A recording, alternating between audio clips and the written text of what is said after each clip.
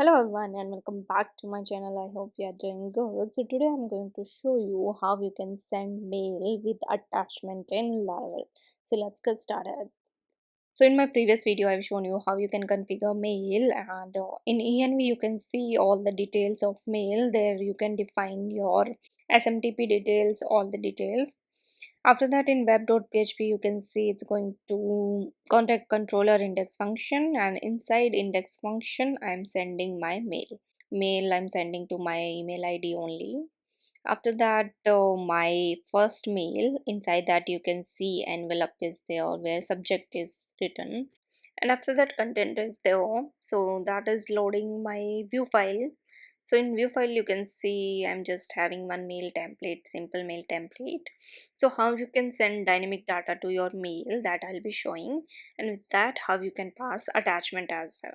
So firstly let me pass subject. So here you can say Customised mail by Katie, and after that let's pass attachment.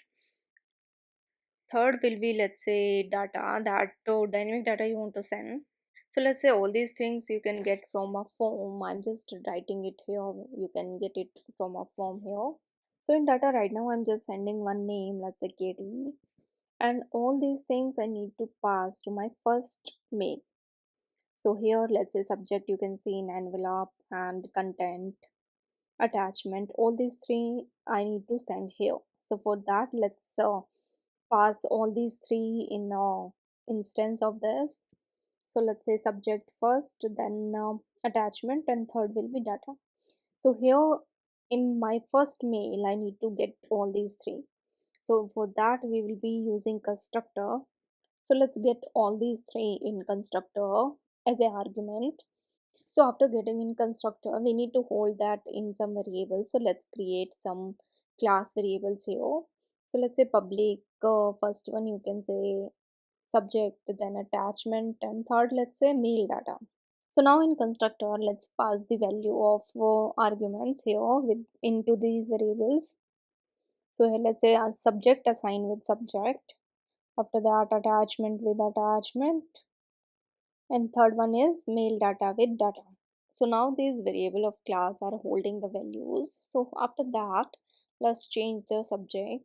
So subject will be replaced with this subject. After that, attachment. So attachment will be passed in this attachment function. Inside this function, let's use attachment. This is inside mail only class.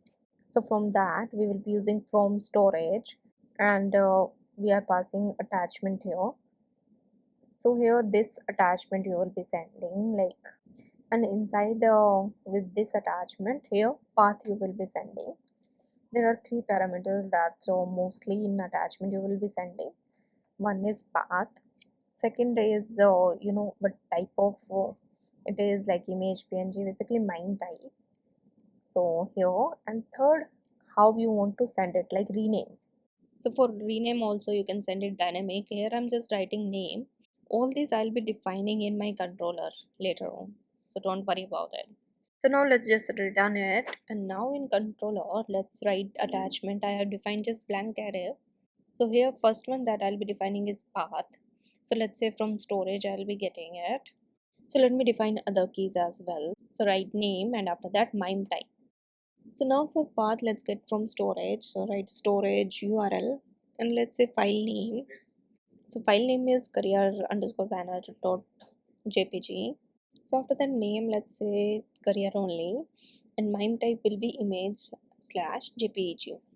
So now only data is left. So now let's go to content function, and here one with you need to add, and in that you need to send this data, that is mail data.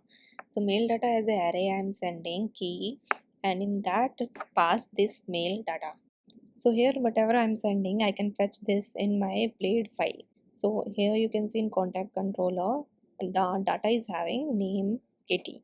So we will be fetching this. So now let's go to our first mail.blade.php, and here let's say welcome to Katie. I'm just going to add one name here. So write php echo, let's say name, and before name mail data we need to add, because name key is inside mail data. So now let's go and check in browser, refresh.